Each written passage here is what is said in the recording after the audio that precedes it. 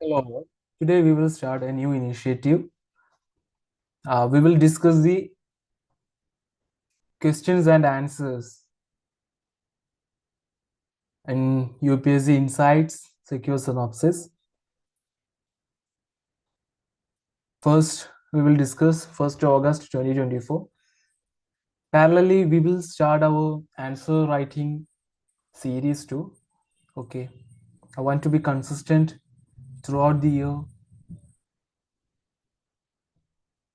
Okay. We will start with our first question. General Studies 1. Topic is oceanography. Explain the role of Southern Ocean in Earth's climate system.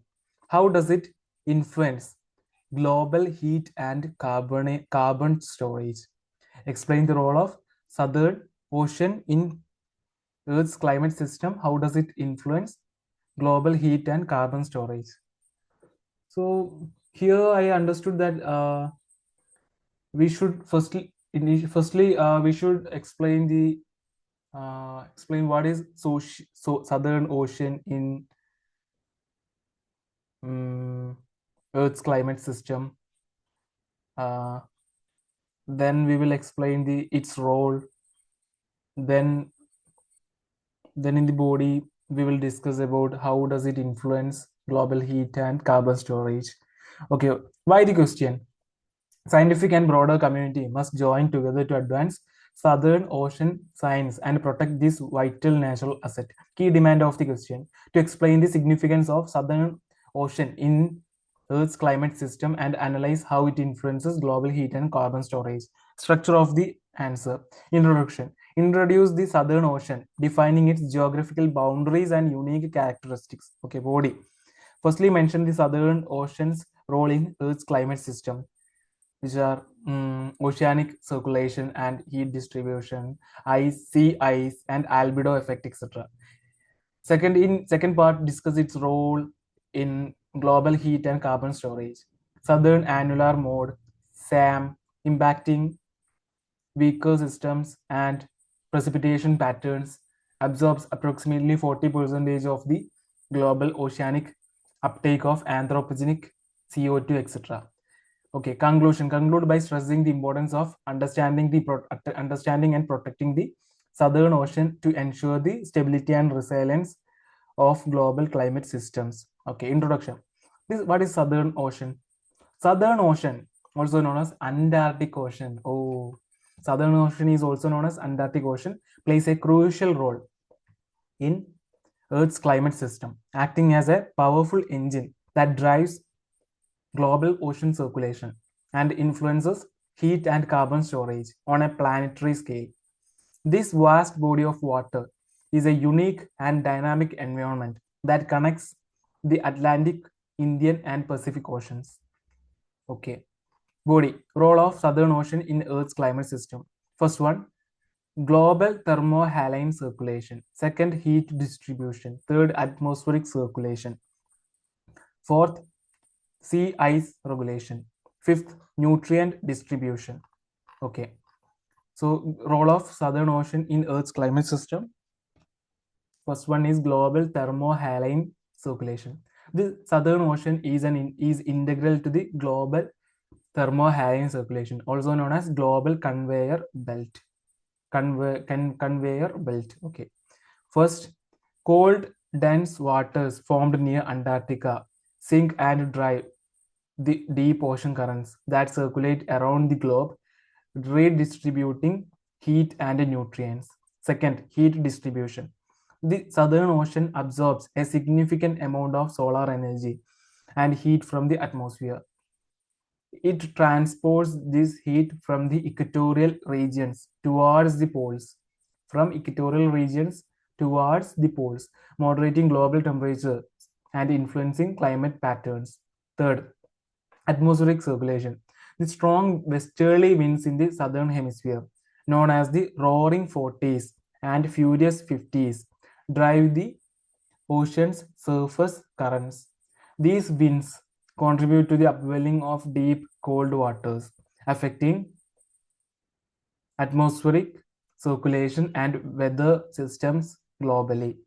Fourth, Sea ice regulation. The Southern Ocean regulates the extent and dynamics of sea ice around Antarctica.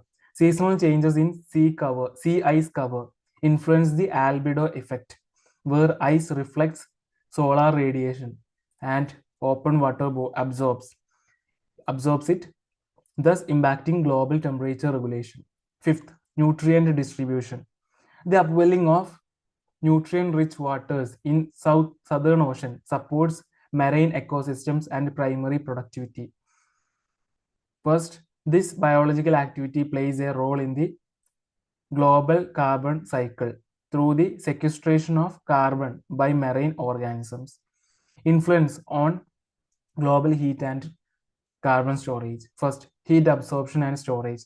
The Southern Ocean absorbs about 75% of the heat added to the world's oceans due to human activities.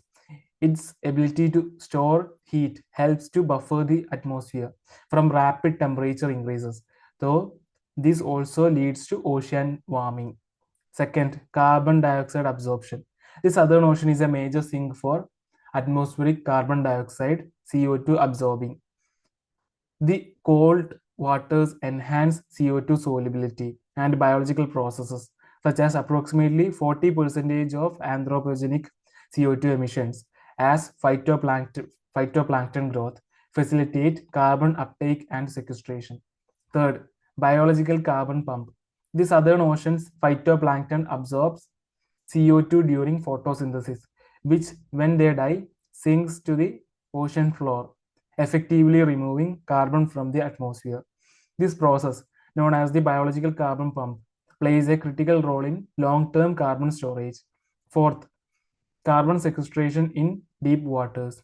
Deep ocean currents driven by Southern Ocean transport absorbed CO2 to the ocean depths, where it can be stored for centuries. This sequestration mitigates the concentration of CO2 in the atmosphere, influencing global climate. 5. Ocean acidification. Increased CO2 absorption by the Southern Ocean leads to ocean acidification, which impacts marine life and ecosystems. Acidification affects the ability of marine organisms such as shellfish and corals to form calcium carbonate shells, influencing the marine carbon cycle. Conclusion. As climate change continues to impact our planet, the Southern Ocean's functions and contributions to the Earth's climate system will remain critical in shaping our environmental future. Okay, next topic is art and culture. What are the challenges faced by India in preserving and protecting its antiquities and art treasures? And what measures has the country taken to address these challenges? Why the question? India and the US signed their first cultural property agreement to prevent and curb the illicit trafficking of Indian antiquities to the US. Key demand of this question is to discuss the challenges India faces in preserving and protecting its antiquities and art treasures and the measures implemented to overcome these challenges. Structure of the answer. Introduction. Briefly introduce India's rich cultural heritage, emphasizing the diversity and significance of its antiquities and art treasures. Body. First, discuss the challenges in preserving and protecting antiquities and art treasures. Looting and illicit trade, lack of documentation and record keeping, inadequate infrastructure and funding, etc. Second, next, discuss the measures taken to address these challenges, such as the Antiquities and Art Treasures Act 1972, AATA, AATA, National Mission on Monuments and Antiquities, NMAMA, collaboration with Interpol and UNESCO, etc. Third, at last, mention the way forward. Conclusion. In conclusion, highlight the importance of continued efforts to address these challenges and safeguard the country's cultural heritage. Okay, in introduction, India, with its rich cultural heritage spanning thousands of years, possesses an extensive collection of antiquities and art treasures. These include ancient scriptures, manuscripts, paintings, monuments, and other artifacts of historical and artistic significance. However, preserving and protecting these treasures pose significant challenges. Challenges faced by India in preserving and protecting its antiquities and art treasures. First one is theft and illegal trafficking. India has been a target for the theft and illegal export for its cultural artifacts. Many valuable antiquities have been smuggled out of the country and sold in international markets. Example, 900-year-old Chola bronze statue of Nataraja, which was smuggled out of India. Second, inadequate documentation and cataloging. Many artists lack proper documentation, making it difficult to track and recover stolen items. Incomplete or inaccurate records hamper effective management and protection efforts. Example, the poor documentation of artifacts at the Central Antiquities Collection in Purana Kila, Delhi. Third, lack of infrastructure and resources. Insufficient funding and infrastructure for museums and conservation centers hinder proper preservation. Many artifacts are stored in substandard conditions, leading to deterioration. Example, substandard storage conditions at the Indian Museum in Kolkata. Fourth one is environmental factors. Exposure to pollution, humidity, and temperature fluctuations can damage artifacts. Natural disasters such as earthquakes and floods pose additional risks. Example, damage to Ajanta and Ellora caves due to exposure to humidity and pollution. Fifth one is vandalism and neglect. Monuments and heritage sites often suffer from vandalism and neglect. Encroachments and unauthorized constructions near heritage sites degrade their integrity. First one example, encroachment and unauthorized construction near the Qutub Minar complex. Sixth one is lack of public awareness and education. Public awareness about the importance of cultural heritage and the need for preservation is limited. Educational initiatives to foster appreciation and responsibility towards the heritage conservation are insufficient. Example, the National Crime Records Bureau reported that between 2008 and 2012, 4,408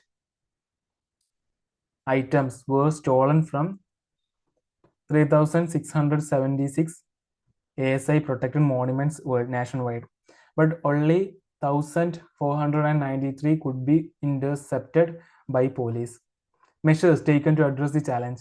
Legislation and legal framework. The Antiquities and Art Treasures Act 1972 regulates the export and trade of antiquities, aiming to prevent illegal trafficking. The Ancient Monuments and Archaeological Sites and Remains Act 1958 provides for the protection and preservation of heritage sites and monuments. Second is institutional framework. The Archaeological Survey of India, ASI, is the primary organization responsible for the conservation of archaeological heritage. The National Mission on Monuments and Antiquities, NMMA, was launched to document and conserve movable and immovable cultural heritage. Third, international cooperation. India collaborates with international organizations like UNESCO and Interpol to combat the illicit trafficking of cultural property. Bilateral agreements with countries for the return of stolen artifacts, such as the return of Nataraja statue from Australia, have been successful. Fourth one is technological advancements. Digital cataloging and the creation of databases, such as the National Mission for Manuscripts, NMM, help in better documentation and tracking of artifacts. Use of advanced technologies like 3D scanning and GIS for mapping and preserving heritage sites. Fifth one is public-private partnerships. Involvement of private entities and non-governmental organizations in heritage conservation projects. Initiatives like Adopt a Heritage encourage corporate sector participation in maintaining and promoting heritage sites. Sixth one is awareness and education programs. Educational campaigns and programs to raise awareness about the importance of heritage conservation. Example, heritage walks, exhibition, and cultural festivals to engage the public and foster a sense of ownership. Seventh one is improved security measures. Enhanced security at museums and heritage sites, including the installation of CCTV cameras and deployment of security personnel. Strict monitoring and regulation of excavation activities to prevent illegal digging and smuggling. Conclusion: by enhancing the legislation, improving documentation, developing infrastructure, engaging communities, leveraging technology, fostering public-private partnerships, strengthening international cooperation, planning for disaster risk reduction, promoting cultural tourism, and building capacity, India can safeguard its rich cultural heritage for future generations. General study 2. Okay, general studies 2. Topic: India and its neighborhood relations. Third question is: India's evolving relationship with West Asia has shifted from a focus of remittances to a partnership based on mutual interests. What are the key opportunities and challenges that India will face in this transformed partnership? Okay. Why this question? Killing of Hamas leader in Iran stirs fears of retaliation against Israel. Key demand of this question: identify and analyze the key opportunities and challenges in India's evolving partnership with West Asia, focusing on the shift from remittance-based relations to a more comprehensive mutual interest-based partnership. Directive: what are the key opportunities and challenges? Straightforward question. Structure of the answer should be in IBC format. Introduction: briefly outline the historical context of India's relationship with West Asia. Mention the shift from a focus on remittance to broader mutual interests. Body: first part, opportunities. Economic cooperation, trade, investments, and joint ventures. Strategic partnerships, energy security, and geopolitical alignment. Then technological and cultural exchanges. Second part, challenges: regional conflicts and political instability, balancing relationships with different West Asian countries, addressing concerns related to energy dependencies and security issues. Conclusion: emphasize the need for a strategic approach like multi-alignment to navigate the evolving partnership effectively. Introduction: West Asia is a part of India's extended neighborhood. West Asia is a part of India's extended neighborhood. Continued peace and stability in the region is of vital strategic interest to India. India's Look West policy. India's Look West policy has been complemented by the Gulf Cooperation Council (GCC) member states' Look East policy, with a focus on India and China and other countries to their east. Body: India's relationship with West Asia has undergone a transformative shift in the recent years, evolving from a historical relationship built on religion and remittance to a partnership based on mutual interests. India's energy security, trade, and security reasons have been the key drivers of its growing engagement with the region. Opportunities for India in West Asia. First one is energy security. Partnership ensures a reliable and diversified source of energy. Example: over 60% of India's oil imports come from the Middle East, providing stability in energy supplies. Second one is trade and investment. Trade with the GCC reached US dollar 154.73 billion in 2021 to 2022. Example: the FTA between India and the GCC has expanded trade opportunities, and UAE is India's third largest global trading partner. UAE is India's third largest global trading partner. Third is security cooperation, essential to prevent the spread of terrorist organizations. Example: cooperation with West Asian countries help combat the spread of ISIS, which has impacted Indian security. Fourth one is gateway to Central Asia. West Asia serves as a gateway to Central Asia's energy-rich region. Example: the Chabahar port in the Gulf of Oman provides India with a direct sea route to Central Asia, bypassing Pakistan and enhancing trade and connectivity. Fifth one is labor migration. Indian expatriates contribute remittances and strengthen people-to-people ties. Example: Indian workers in the UAE sent substantial remittances back to India, bolstering the Indian economy and fostering strong bilateral ties. Challenges for India in West Asia. Political instability. Volatility impacts India's energy security and economic interests. Example, ongoing conflicts in Syria, Yemen, Israel, and Iran pose risks to India's strategic interests. Second one is security of Indian diaspora, ensuring the safety of over 11 million Indians living and working in the region. Third one is dependence on oil imports, vulnerable to global oil price fluctuations. Example, fluctuating oil prices from West Asia can impact India's energy costs and economic stability. Fourth one is terrorism. Threats from terrorist groups endanger the diaspora and contribute to radicalization. Fifth one is regional conflicts. India's ties may be affected by involvement in regional conflicts or relations with Pakistan. Suggestions to strengthen India's partnership with West Asia. First one is economic engagement, expand trade, investment, and joint ventures. Example, India and the UAE have set a target of $100 billion in bilateral trade by 2025. Second is engage in multilateral forums. Participate actively in forums like the GCC for dialogue and stability.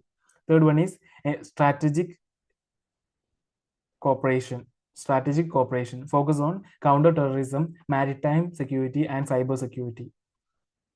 Fourth one is people to people ties. Protect the Indian diaspora and promote cultural or educational exchanges. Conclusion. India, through its policy of multi-alignment, tries to maintain good relations with all countries in the region rather than taking sides in any geopolitical disputes. India, through its policy of multi-alignment, tries to maintain good relations with all countries in the region rather than taking sides in any geopolitical disputes. Okay, topic, appointment to various constitutional posts. Fourth question is, what are the roles and responsibilities of the Speaker of Lok Sabha? Comment on the constitutional importance of the Speaker's non-partisan behavior. Okay, why this question? Ministers criticize Rahul Gandhi for questioning Lok Sabha Speaker. Key demand of this question, discuss the roles and responsibilities of the Speaker of Lok Sabha and comment on the importance of their non-partisan behavior as per the Constitution. Directive, discuss to explore and explain the various roles and responsibilities of the Speaker of Lok Sabha, as well as to evaluate and comment on the significance of their non-partisan behavior. Structure of the answer. Introduction. Introduced through constitutional provisions. Highlight the importance of the Speaker in the Indian parliamentary system. Body. First part. Roles and responsibilities of the Speaker. Presiding over Lok Sabha sessions, ensuring orderly conduct of business, etc. Second part, constitutional importance of non-partisan behavior. Ensures fair representation of all parties, upholds the integrity and impartiality of the legislative process, prevents the abuse of power and maintains trust of the House. Examples of constitutional provisions supporting impartiality. Conclusion. Emphasize the significance of maintaining non-partisan behavior for the effectiveness of parliamentary democracy. Introduction. The Speaker of the Lok Sabha is the presiding officer of the lower house of parliament, elected typically in the first meeting after general elections. The Speaker serves a 5-year term and is generally a member of ruling party or alliance. Body. Functions and powers of the Lok Sabha Speaker. First one is presiding officer. Chairs and controls the sittings of Lok Sabha.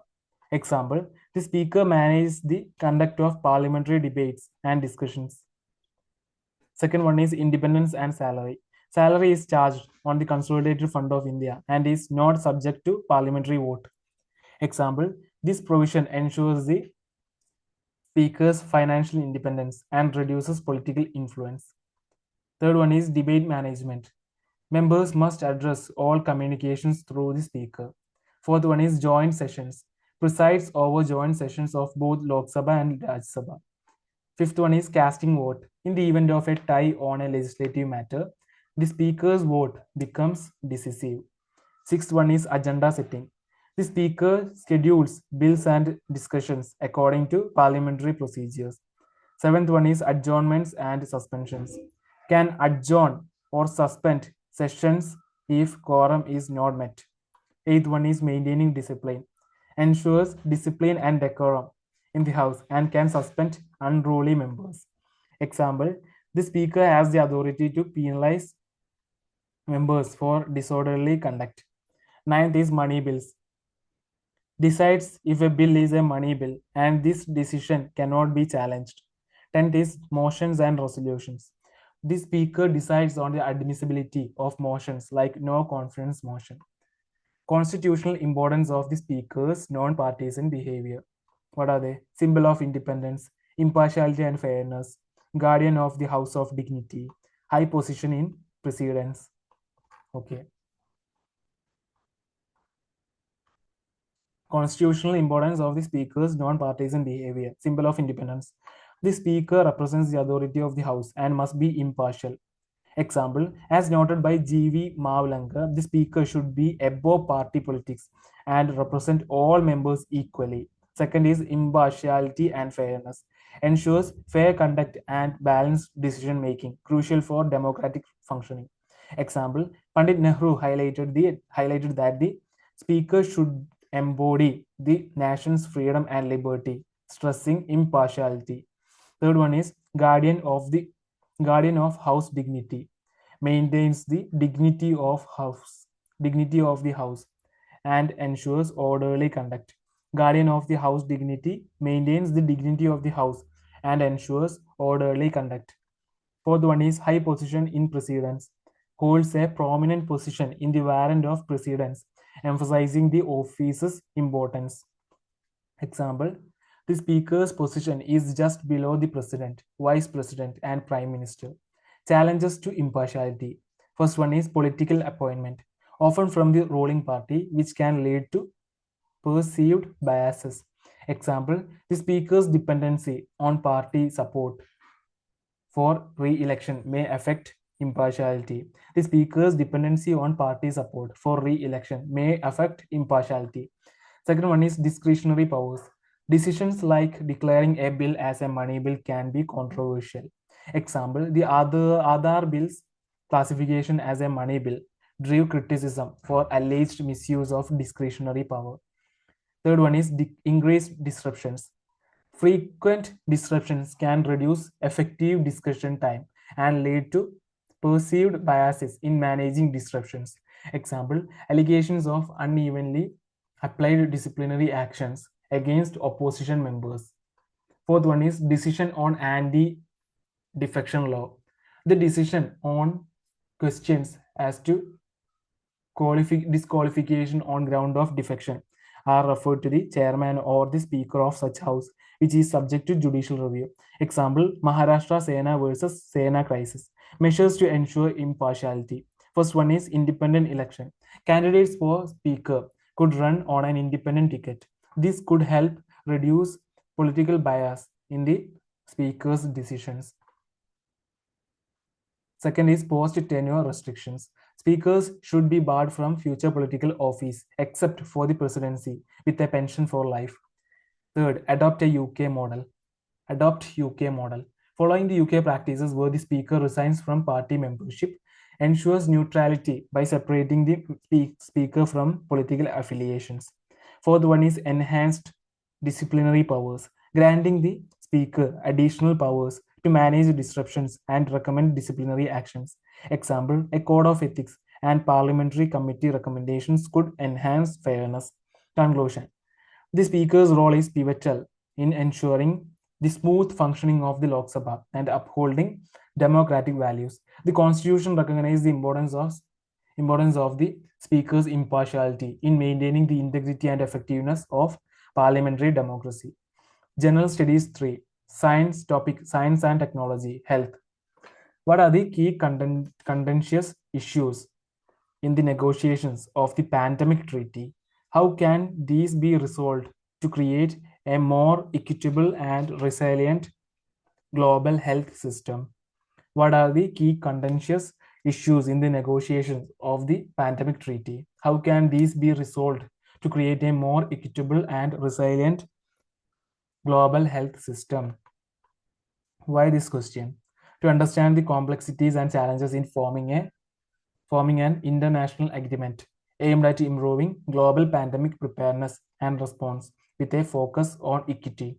Key demand of this question: to critically analyze the main points of contention in the pandemic treaty negotiations, such as the pathogen access and benefit sharing, PABS, technology transfer, and the One Health approach, and suggest way to overcome these obstacles. Structure of this answer should be in ABC format.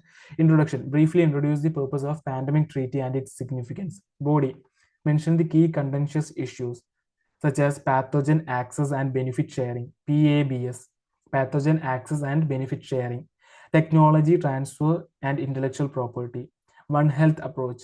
Mention the challenges associated with each issue, give India's point of view, suggest measures to address these challenges. In conclusion, mention the importance of resolving these issues for a successful and equitable pandemic treaty.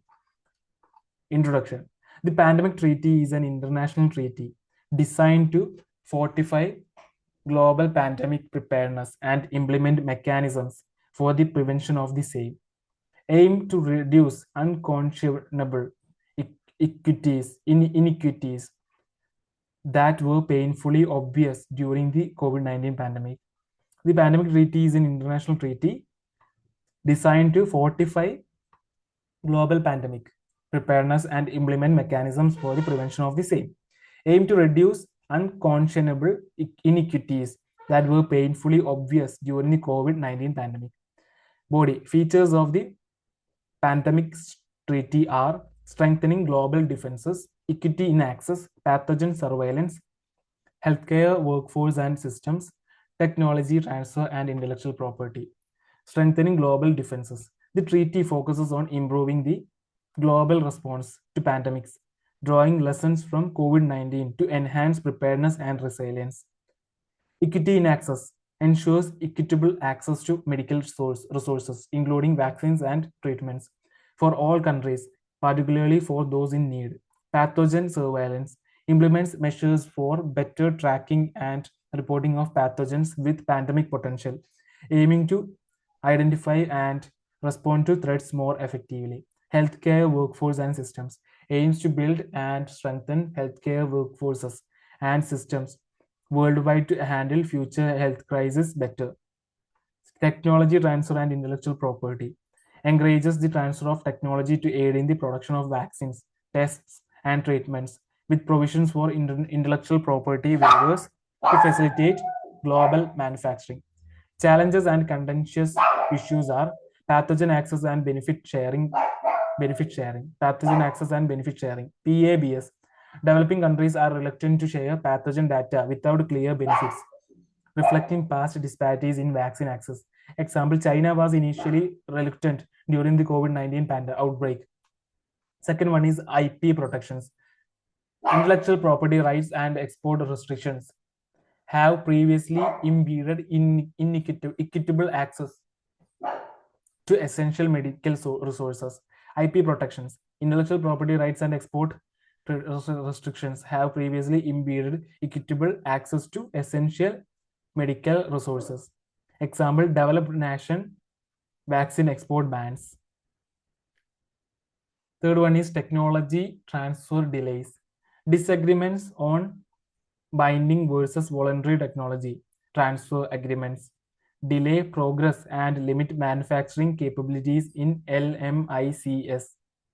Example: Pfizer announced production scale increase only, not tech transfer. Pfizer announced production scale increase only, not tech transfer. Fourth one is resource burden. LMICs see the One Health approach as an additional unfunded mandate, straining their already limited resources. Resource burden: LMICs see the One Health approach as an additional unfunded mandate, straining their already limited resources. Example: Biocon firm supply API raw material to 1200 pharma in India. Fifth one is enforcement and accountability. Concerns about the effectiveness of enforcement mechanisms and the lack of real accountability in the implementation of the pandemic treaty. Example, question on WHO role in resolving COVID outbreak in China. Sixth one is pathogen sharing mechanism. The proposed pathogen access and benefit sharing systems faces difficulties in practical application, affecting fair data sharing and benefit distribution. Measures that can resolve the issue are first one is establish a transparent benefits framework. Second one is implement robust enforcement mechanisms. Third one is enhance intellectual property waivers. Fourth one is financial and technical support for One Health. Fifth one is promote inclusive and transparent governance. First one is establish a transparent benefits framework. Develop a clear, equitable framework that guarantees benefits for countries sharing pathogen data to build trust and encourage cooperation. Second one is implement robust enforcement mechanisms. Create and enforce strong mechanisms to ensure compliance with PABS policies and hold parties accountable for non-compliance. Third one is enhance intellectual property waivers. Implement clear intellectual property waivers to facilitate technology transfer and support global manufacturing capabilities, particularly in LMICs. Fourth one is financial and technical support for One Health. Develop dedicated funding and technical support mechanisms to help LMICs implement the One Health approach effectively.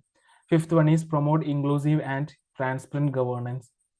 Establish an inclusive, transparent monitoring and evaluation system to oversee the implementation of the treaty, ensuring that all stakeholders, including LMICs, have a voice in the process. Conclusion. Addressing these challenges through equitable solutions and international cooperation is essential for building a robust global health system. Achieving a balanced agreement will be vital for effective pandemic preparedness and response. Addressing these challenges through equitable solutions and international cooperation is essential for building a robust global health system. Achieving a balanced agreement will be vital for effective pandemic preparedness and response. General studies for topic ethical concerns and dilemmas in government. Ethical concerns and dilemmas in government. Ignorance leads to a lack of awareness and knowledge, which can result in poor decision making and a lack of progress. In this context, what ethical challenges surround ignorance in governance? How can one overcome ignorance in life? Why the question? A blame game erupted over the Wayanad disaster on Wednesday with the Union Home Minister Amit Shah blaming the Kerala government for not heeding to prior warning sent as early as July 23, leading to vast devastation, a charge denied by Kerala Chief Minister Pinarayi. Structure of the answer. Introduction. Begin by writing a definition of ignorance. Body. First address the ethical challenges surrounding ignorance in governance. Then briefly explain how to overcome ignorance in life. Use examples to justify your points. Conclusion. Summarize by writing the significance of overcoming ignorance in life. Introduction. The only good is knowledge and the only evil is ignorance. It is a state of being uninformed or unaware.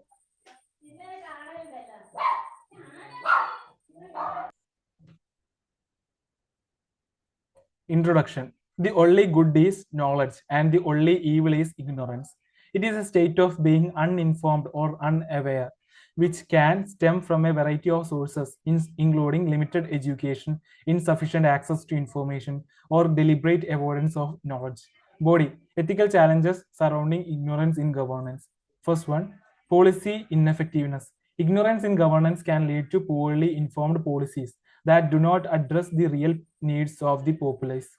Example, center state blame game in Wayanad landslide.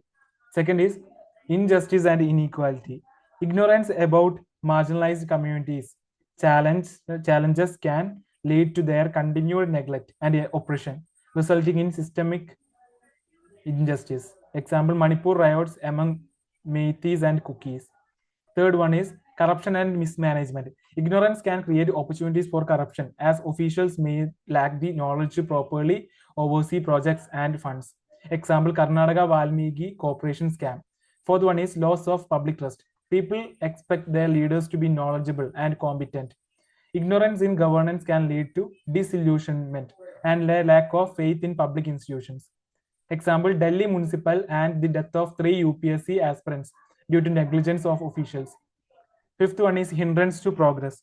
Ignorance can stifle innovation and progress. Without a clear understanding of current issues and future possibilities, governance can become stagnant. Example, delayed adoption of digital technology in governance. Overcoming ignorance in life. Pursue continuous education. Engaging in continuous education, whether through formal schooling, online courses, reading, or attending workshops, helps in staying informed and knowledgeable. Second is seek diverse perspectives. Engaging with people from different backgrounds and perspectives can provide a broader understanding of the world. Third is stay informed. Regularly consuming news and information from reliable sources is essential. Staying updated with current events, scientific discoveries, and cultural developments keep ignorance at bay. Fourth one is reflect and question. Questioning existing beliefs, seeking evidence, and reflecting on one's knowledge and experiences can lead to a deeper understanding. Fifth one is engage in community and civic activities. Volunteering, participating in local governments, and engaging in public discourse can bridge gaps in knowledge and awareness. Conclusion: the concept of veil of ignorance, as introduced by John Rawls, underscores the importance of making decisions impartially, free from personal biases. By embracing these principle, individuals and society can work towards greater fairness, equity, and informed decision making, ultimately reducing the detrimental effects of ignorance. Thank you very much for listening to me. We'll see you in next class.